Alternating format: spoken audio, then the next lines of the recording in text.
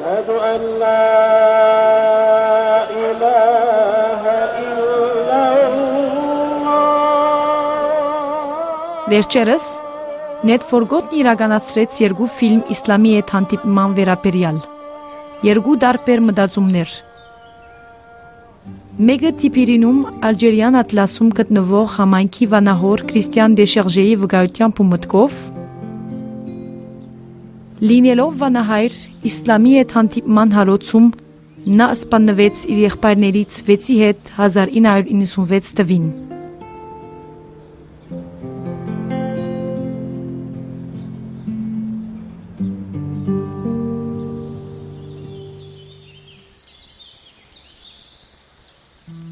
Իսլամի մեկ այլ մոդեցում մեզ դվեց հոլանդացի կահանայի ավետարանական քարոզիչ եղբայր Անդրեի վկայությունը, որին անվանում էին Աստծո Մաքսանենկը։ Ավելի քան 40 տարի իր ճշված եղբայրներին աջակցելու համար եղբայր Անդրեն անցնում է մուսուլման աշխարհով միջին արևելքում, մտահոգություն ունենալով այնտեղ տարածել Աստծո խոսքը։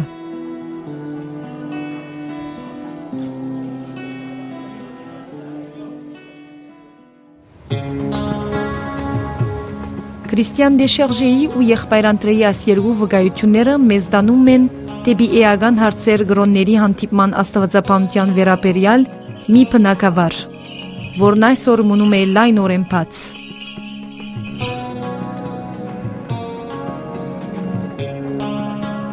Այդպես է, որ իսլամի մարտահրավերների վերաբերյալ այս երրորդ ֆիլմում մեր միտքը լուսավորելու համար մենք նախ եւ առաջ հանդիպել ենք հայր Էտիեն Վետոին։ Լինելով փիլիսոփայական եւ աստվածաբանական դոկտոր, նոր ուղի համայնքի անդամ Էտիենը մեկնաբանում է որոշ հաստատուն մտքեր, որ առաջարկում է Վատիկանի երկրորդ տիեզերական ժողովը կրոնների միջև հանդիպման աստվածաբանության վերաբերյալ։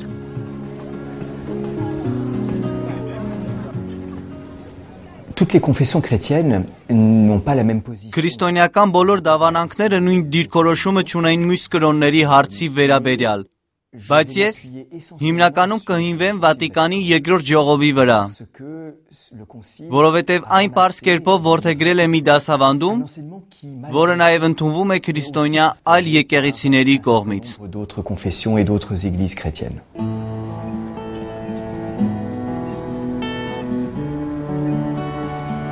La première question que la théologie chrétienne Առաջին հարցը, որ առաջանում է մյուս կրոնների վերաբերյալ, այն է, թե արդյոք հնարավոր է փրկվել քրիստոնեությունից դուրս լինելով։ Ոչ քրիստոնյան կարող է փրկություն ունենալ։ au salut.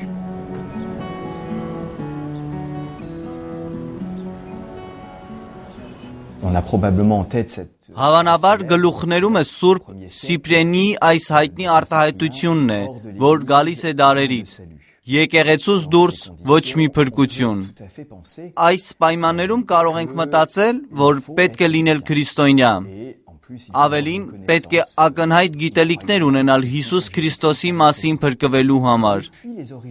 Քրիստոնեության արմատներից ի վեր բազմաթիվ ուղղություններ են զարգացվել քրիստոնեության տեսանելի սահմաններից դուրս փրկության մասին մտածելու համար։ Եկեղեցու հայրերը երկրորդ դարից Հռոմի Սեն Ժյուստենի հետ օրինակ խոսում են բայի սերմերից։ Այլ կրոններում կան ճշմարտության նշաններ, որը Աստծո ավերժական բայի ճշմարտությունն է։ qui est celle du Verbe éternel de Dieu. Bien sûr, c'est avec Vatican II que Իհարկե, Վատիկան երկրորդի հետ է, որ ինչ որ նորացված բան է երևում։ d'abord Սկզբում հասկանում ենք, որ եկեղեցուց դուրս ոչ մի փրկությունը պետք է հասկանալ շատ ճշգրիտ կերպով։ Այս նախադասությունը առաջին դարերում ոչ բոլորին էր վերաբերվում, այլ նրանց, ովքեր ուրանում էին եկեղեցին ու նրանց, ովքեր ավետարանի տարածմանը այո ասելու բոլոր միջոցներն ունենալով այն մերժում էին։ et en plus quand on dit église Եվ ավելին, երբ ասում ենք եկեղեցի, հասկանում ենք ժողովի հետ, որ եկեղեցին դուրս է գալիս տեսանելի ինստիտուցիոնալ սահմաններից նրա, ինչին մենք անվանում ենք եկեղեցի։ Մենք չենք կարող ինքներս ճշգրտորեն ասելով ով է իսկապես եկեղեցում կամ եկեղեցուց դուրս, կամ այլ կերպ ասած, կա ինստիտուցիոնալ եկեղեցին եւ Աստծո թագավորությունը։ Այս թագավորությունը չի կարող անջատված լինել եկեղեցուց։ Եկեղեցին դրա կորիզն է, այն մեկնարկի կետն է, բայց թագավորության սահմանները մենք չենք կարող գծել։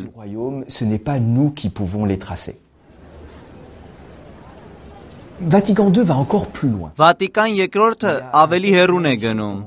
Հրաշալի մի տեքստում ուրախություն եւ հույս 22-րդ գլխում ժողովի հայրերը որոշեցին արտահայտել կաթոլիկ հավատքը հետևյալ կերպ. Նրանք, ովքեր մասնակցում են զատիկի առեղծվածին, միայն Քրիստոսին հավատացողները չեն, այլ բարի կամքի բոլոր մարդիկ, ում սրտերում տեսանելիորեն գործում է բարեշնորհությունը։ Բարեշնորհությունը գործում է Հիսուսի մեջ ակնհայտորեն արտահայտված հավատքի սահմաններից դուրս։ Եվ ուրախություն եւ հույսը շարունակում է։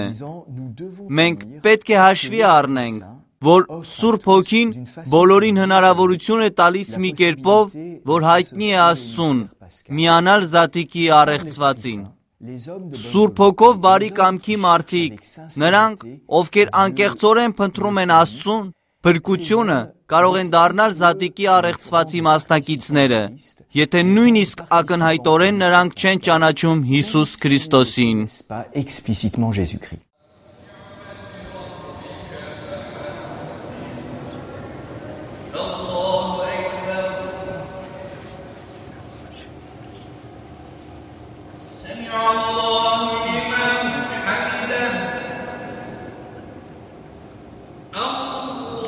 Vatican II va plus loin encore. Եվ Վատիկան II ավելի հեռուն է գնում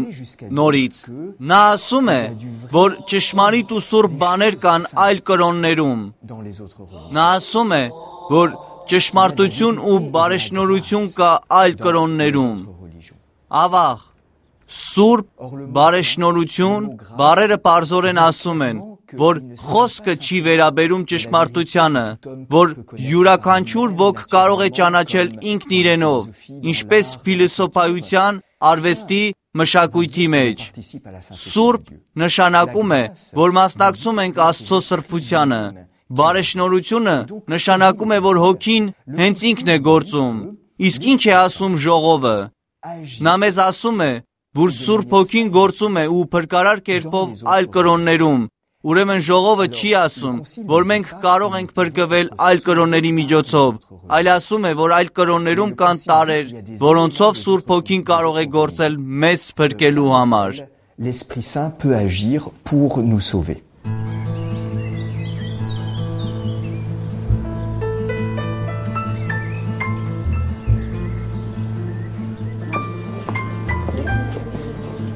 Բայց եթե բարի գամքի յուրաքանչյուր մարդ կարող է փրկվել առանց Հիսուս Քրիստոսի անհայտորեն ճանչնալու,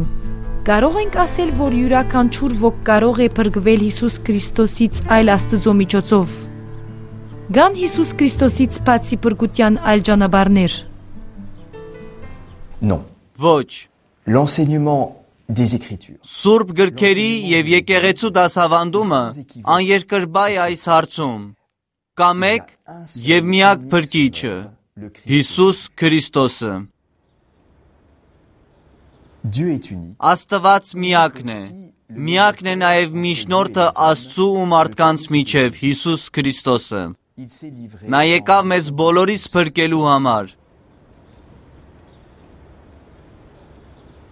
Tout homme qui est sauvé, յուրաքանչյուր ոք, որ փրկվել է, լինի Հիսուսից առաջ, թե հետո, փրկվել է Հիսուս Քրիստոսի կողմից, նրա կրքի ու արության կողմից։ Et il n'y a pas d'autre voie de salut. Փրկության այլ ճանապարհներ չկան։ Չկա Քրիստոս քրիստոնյաների համար, այլ փրկիչ հրեաների համար, Մուհամմեդը ու միգուցե նաև Ղուրանը մուսուլմանների համար, Կրիշնան մյուսների համար, ու այսպես կարող ենք բազմապատկել։ Չկան փրկության այլ ճանապարհներ։ Մեզ փրկում է միակ միջնորդը Հիսուս Քրիստոսը։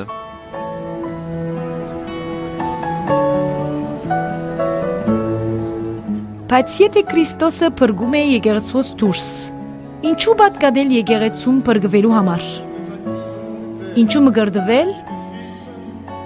Արդյոք քրիստոնեությունը փրկության ամենալիագադար ճանապարհն է։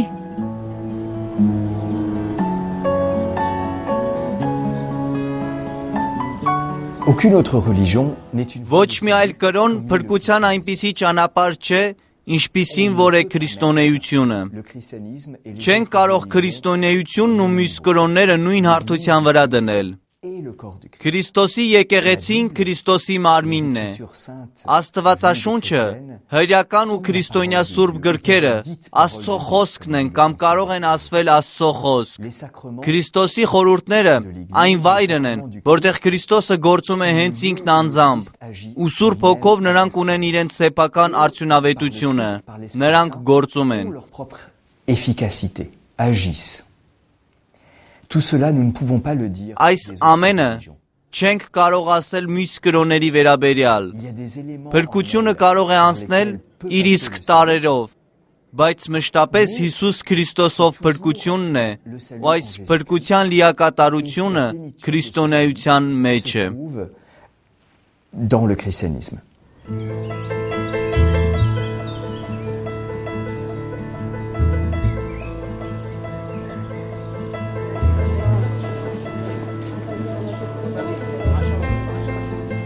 Եթե անհրաժեշտ չէ անհայտորեն ճանաչել Հիսուս Քրիստոսին փրկվելու համար, գա արդյոք նրան ճանաչելու առավելություն։ Même si nous pouvons être sauvés, Նույնիսկ եթե մենք կարող ենք փրկվել առանց Հիսուս Քրիստոսին ակնհայտորեն ճանաչելու, նրան ճանաչելու հրաշալի հարստություն ու հնարավորություն կա։ Կարող ենք վերցնել տեսնողի ու կույրի միջև տարբերության օրինակը։ Կույրը կարող է շարունակ ապրել, նա տեսնելու կարիք չունի ապրելու համար։ Նա կարող է ապրել երջանիկ ու մեծ բաներ անել։ Բայց եթե նա հնարավորություն ունենար վերագտնելու տեսողությունը, նրա աշխարհը կընդլայնվեր, կզարգանար, հրաշալիորեն կլցվեր գույներով ու լույսով։ Ահա տարբերությունը։ Կարելի է ապրել, կարելի է փրկվել առանց ակնհայտորեն Հիսուս Քրիստոսին ճանաչելու, բայց այնինչ ճանաչել է տալիս Քրիստոսին, կրկնակի կյանք է և փրկություն, որին միանալու մեր շանսերը կրկնապատկվում են անսահմանության աստիճան։ Dont les chances de nous rejoindre sont multipliées à l'infini.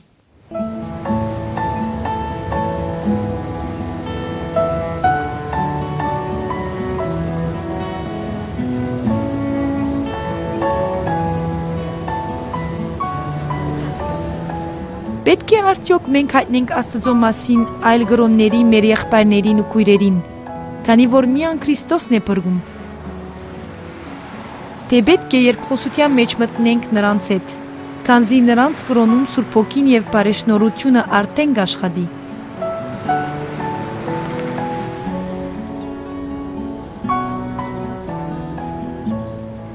Pour répondre en une phrase, il s'agit d'annoncer Խոսքը վերաբերում է հայտնելուն ու երկխոսելուն, ոչ թե հայտնություն կամ երկխոսություն, այլ հայտնություն եւ երկխոսություն։ Իրականում գրվածքը եւս երկիմաց չէ։ Մենք կանչված ենք ավետարանը տարածելու։ Երբ Պոլն ասում է «չարիք ինձ» եւ ոչ թե «չարիք նրանց», այլ նա ասում է «չարիք ինձ», եթե չտարածեմ ավետարանը։ Ու մենք գիտենք, որ մեր հավատքը կենդանի է, երբ մենք այն հայտնում ենք, երբ տեսնում ենք, թե ինչպես Հիսուսը ուղարկեց առաքյալներին, ամեն անգամ առաքյալները ուղարկվում էին վկայելու ավետարանը տարածելու։ Գնացեք, ուրեմն, աշակերտ դարձրեք բոլոր ազգերին, նրան մկրտելով Հոր և Որդու և Սուրբ Հոգու անունով։ Խոսքը չի վերաբերում միայն Քրիստոսի մասին հայտնելուն, այլ նաև մկրտելուն։ Եվ ուրեմն, երբ հիմա ինչ-որ մեկը մեզանից մկրտություն է խնդրում, մենք չենք կարող աշխատել իր սրտում Սուրբ Հոգու գործունեության դեմ, մենք կանչված ենք հայտնելու ու մկրտելու։ Սա հայտնության համար է։ Il reste le dialogue. Մնում է երկխոսությունը։ À Assise en 1986, 1986 թվականի ժողովին Հովհաննես Պողոս II հավաքում է աշխարհի բոլոր մեծ կրոնների ներկայացուցիչներին խաղաղության համար աղոթելու։ il ne leur a pas annoncé Նա չհայտնեց ավետարանը նրանց։ Նա լսեց, մտավ երկխոսության մեջ ու յուրաքանչյուրն աղոթեց խաղաղության համար։ à prier pour la paix.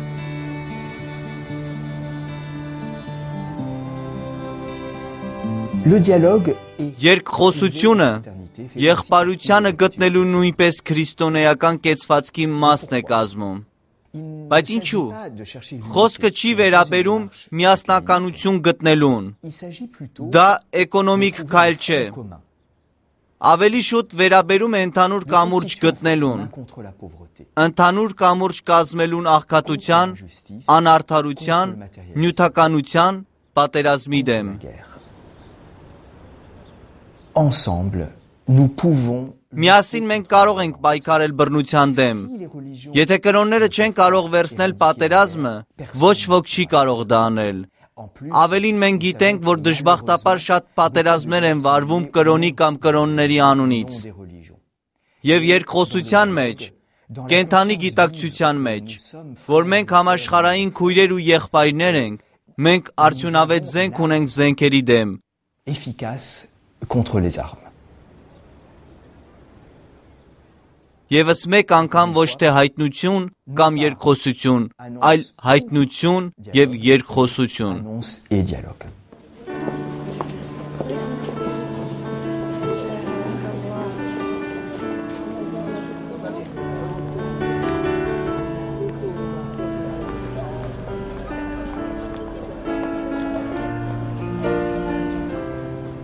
Որբեսի շարունակենք լուսավորել մեր միտքը գրոնների աստվածապանության մասին, Հայր Էթիեն Ռենոն համաձայնեց մեզ հետ կիսվել իր փորձառությամբ։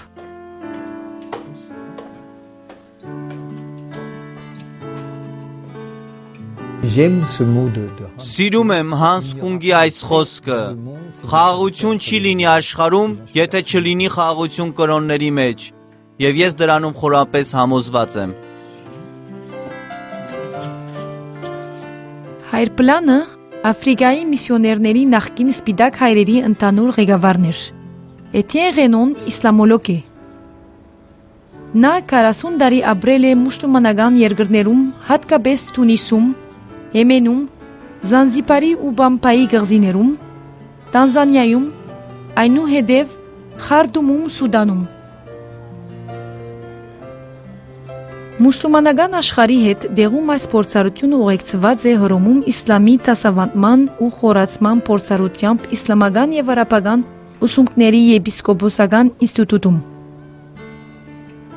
Ավելի քան 6 տարի Էթիենը եղել է այս ինստիտուտի ռեկտորը։ Ամբողջ իր կյանքը անգամուշ մնե գրոններու միջև։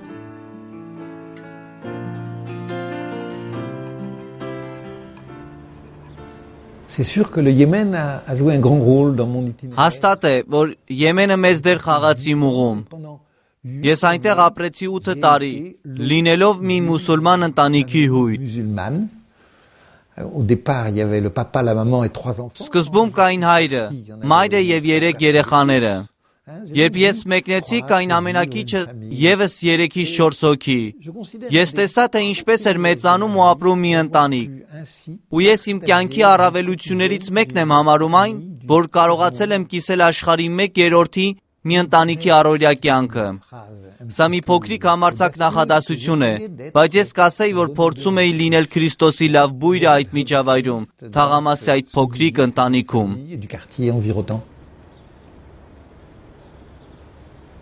Les musulmans, en façon générale, Ընդհանուր առմամբ մուսուլմանները շատ դժվարություններ ունեն մեր ողջախոհությունը հասկանալու համար։ de chasteté. Et je dois dire que Ու ես պետք է ասեմ, որ այդ ընտանիքում ապրած 8 տարիների ընթացքում մի տեսակ երկկողմանի թափանցիկություն կար։ Ու հարևանների կամ ընկերների հետ հանդիպումների ժամանակ միշտ տրվող հարցը հետևյալն էր. Որտեղ են երեխաները։ Նրանց համար ակնհայտ էր, որ ես երեխաներ ունեի։ Ու իմ տանտերն էր, որ ասում էր. ոչ, Էտիանը ամուսնացած չէ, նա նվիրել է իր կյանքը աղոթքին, նա ցանկանում է լինել համաշխարհային եղբայր։ Դա ինձ շատ էր դուր գալիս, ու ես ինձ ասում էի. գոնե մի ընտանիք կա, որ հասկացել է իմ կոչման իմաստը։ Ես պետք է ասեմ, որ հիմա, երբ ինձ հարցեր են տալիս իսլամի մասին, ես մի փոքր դժվարանում եմ խոսել դրա մասին մեծատառ իով։ Ինձ համար իսլամը դեմքեր են, մարդիկ։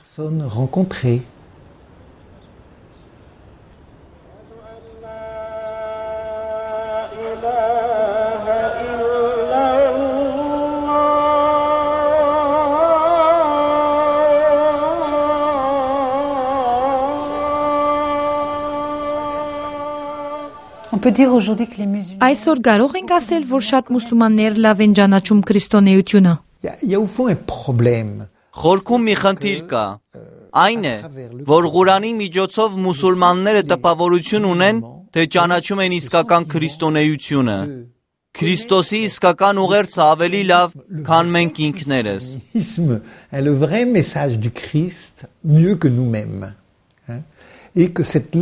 Ու ընթերցանությունը, որ նրանք անում են, գրում է Աստծո ողջ իշխանությունը, քանի որ Ղուրանը Աստծո խոսքն է։ Սա լուրջ արգելք է իսլամի հետ հանդիպման ժամանակ, ու ես կցանկանայի, որ մուսուլման իմ ընկերները իրենք իրենց հարց տան ու բացվեն ավետարանի ճանաչման այնպիսին, ինչպիսին, որ մենք ինքներս ենք այն ընկալում։ Իմ կյանքում ես առիթ եմ ունեցել շատ ճանապարհորդել ու սիրում էի գնալ գրախանութներ, որպեսզի տեսնեի, թե ինչ նյութ են առաջարկում մուսուլմաններին վերապատրաստման համար։ Ու նման գրախանութներում ես երբեք չեմ նկատել ավետարանի ներկայությունը, կամ օրինակ Աստվածաշունչը արաբերենով։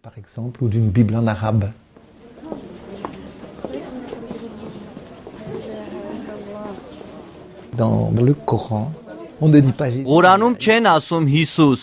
նրանք ասում են Աիսա, ու Ղուրանի Աիսան, Ղուրանի Հիսուսը մարդ է, ինչպես մյուսը։ Նա այսպես ասած մեծ մարգարե է, բայց նա բացարձակապես Աստծո որդին չէ, ավելին, նա չի խաչվել։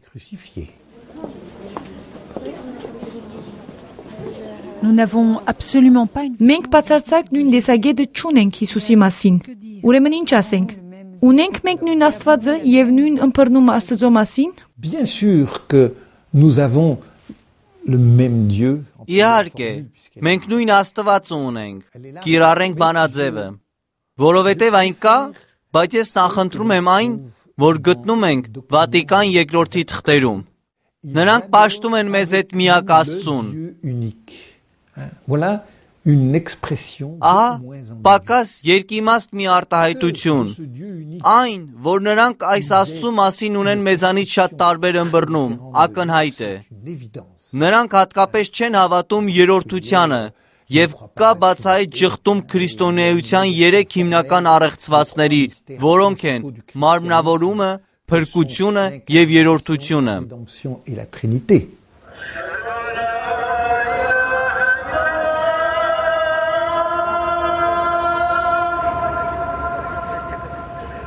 Dans l'islam, Dieu est très généreux. Իսլամում Աստվածը շատ առատաձեռն է։ Նա բարեգութ է եւ այլն։ Ու ես հակված եմ մտածելու, որ իսլամում Աստված տալիս է ու որ քրիստոնեության մեջ Աստված տրվում է։ Ու այդտեղ կարծում եմ, որ շատ էական տարբերություն կա։ Et là, je pense qu'il y a une différence très fondamentale. Très fondamentale. Se donne Տրվում է, այսինքն, որ մենք հրավիրված ենք կիսելու աստվածային կյանքը, մինչդեռ իսլամում վերջնական բաժանում կա արարիչի ու արարվածի միջև։ et la créature. Moi, j'ai la conviction absolue. Ես խորը համոզվածություն ունեմ, որ Մուհամմեդ մարգարեն Աստծո շատ խորը փորձառություն է արել։ Ceci étant, j'ai du mal. Ես դժվարությամբ եմ մտնում մուսուլմանական ընկալման մեջ։ որը նախատեսում է մարգարեին որպես պարզ բարձրախոս մի խոսքի, որ գալիս է անմիջապես Աստծուց, եւ որ ինքը թելադրված կլիներ Գաբրիել հրեշտակի կողմից, ու որ Ղուրանը կունենար ինքնատիպ օրինակ, տարբերակ, որ կպահպանվեր երկնքում Աստծո մոտ։ Au ciel auprès de Dieu. C'est ça la conception. Սա իսլամի ավանդական ընկալումն է,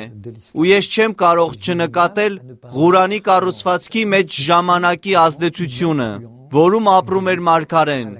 կապեր, որ նա կարող էր ունենալ քրիստոնեության հետ, ու ավելի շատ հուդայիզմի հետ։ Այսպիսով Ղուրանը կրում է աստվածաշնչյան շատ մեծ ազդեցության հետքը։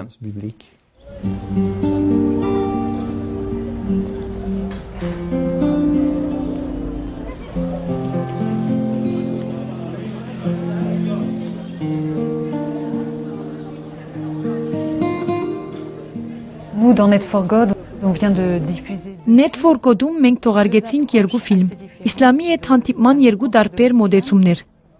Ձեզ համար որն է ճիշտ պահվածքը, որ պետք է որտեղենք մուսուլմանների հետ Հիսուսի վգան լինելու համար։ Je trouve que cette double approche Այս երկու մոտեցումները շատ տարբեր զգացմունքայնությամբ ինձ շատ հետաքրքիր են թվում։ Ու շատ արագ ես մոտեցրի սա Սուրբ Ֆրանսուայի մի տեքստի, որը ինձ միշտ մտահոգել է։ Առաջին կանոնում, որ կոչվում էր Regula Nobulata, նա խոսում է նրանց մասին, որ գալիս են սարազենների մոտ։ Դա այն բառն է, որ ժամանակին օգտագործում էին մուսուլմանների ու արաբների մասին խոսելու համար։ Նա բաժանում չէր կատարում երկու պահվածքների մեջ։ Եղբայրները, որ գնում են սարազանների մոտ, կարող են իրենց հոգևոր դերը երկու ձևով պատկերացնել։ Կամ ոչ մի գործունեություն չիրականացնել եւ ենթարկվել մարդկային յուրաքանչյուր էակի Աստծո պատճառով ու խոստովանել միայն, որ իրենք քրիստոնյա են, կամ եթե տեսնում են, որ դա է Աստծո կամքը, հայտնել Աստծո խոսքը այնպես, որ հեթանոսները հավատան ամենակարող Աստծուն, Հորը, Որդուն եւ Սուրբ Հոգուն, ամեն ինչի արարչին, նրա ազատարար ու փրկիչ Որդուն, թող որ նրանք մկրտվեն ու դառնան քրիստոնյա։ Ես կարծում եմ, որ այս երկու մոտեցումները երկուսն էլ կան իմ մեջ։ Ես դժվարություն կունենայի ասել, թե որն է ավելի ճիշտ, բայց խորքում, երբ մտածում ենք դրա մասին, այս ամբողջը սիրո քայլ է։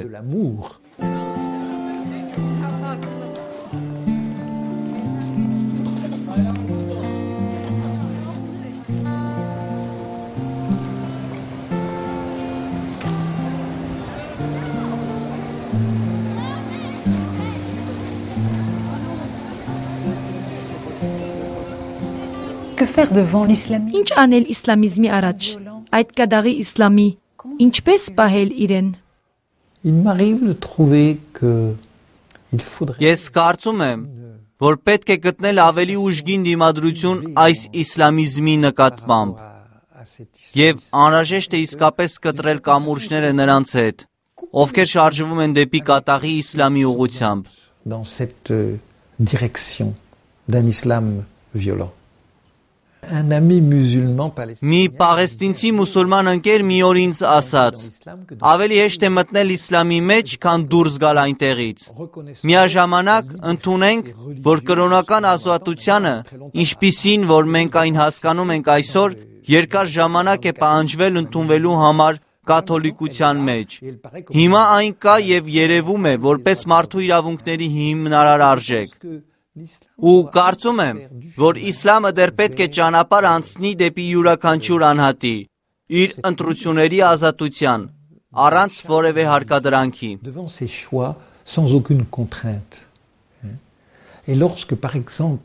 Ու օրինակ, երբ մերժում են մուսուլմանին ամուսնանալ քրիստոնյայի հետ,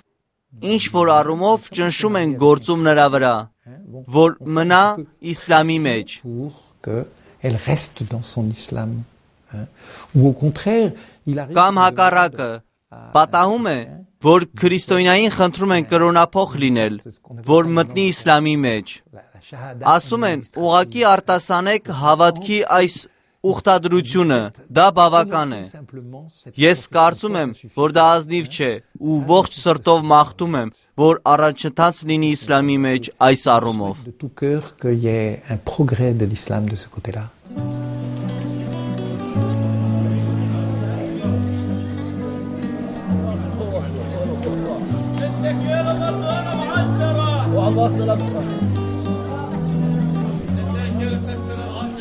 Nous, dans la fraternité œcuménique internationale, Միջազգային էկումենիկ եղբայրության մեջ մենք զգում ենք մուսուլմանների հետ հանդիպման մեջ ավելի հերուն գնալու դիրոջ կանչը։ Եվ ուրեմն, ինչ եք մեզ խորհուրդ տալիս։ Առաջին փուլը անշուշտ իսլամի ճանաչումն է։ Հեռանալ պատրաստի կլիշեներից իսլամը հասկանալու համար այնպիսին, ինչպիսին որ կա ու ինչպիսին որ ցանկանում է լինել։ Tel qu'il est et tel qu'il veut être. Et puis, bien sûr, ne manquer Եվ բաց չթողնել ոչ մի առիթ նրա, ինչ մենք անվանում ենք կյանքի երկխոսություն մուսուլման հարևանների հետ ազատորեն, որոնց մենք հիմա շատ հաճախ ենք հանդիպում։ Որովհետև կարծում եմ, որ չնայած բոլոր դժվարություններին, որ ներկա են հանդիպման ժամանակ ու որ կարծում եմ, մեր մուսուլման ընկերները դա լավ գիտեն, չնայած բոլոր դժվարություններին պետք է կարողանալ իրար հանդիպել։ arriver à se rencontrer.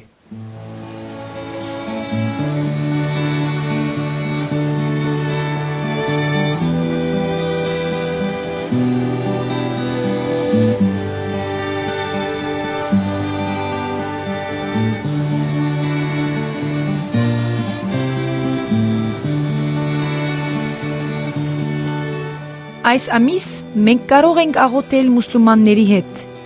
որ կարողանանք նրանց ավելի լավ ճանաչել, ապրելով նրանց հետ մերկխոսություն, սիրո եւ ճշմարտության մեջ։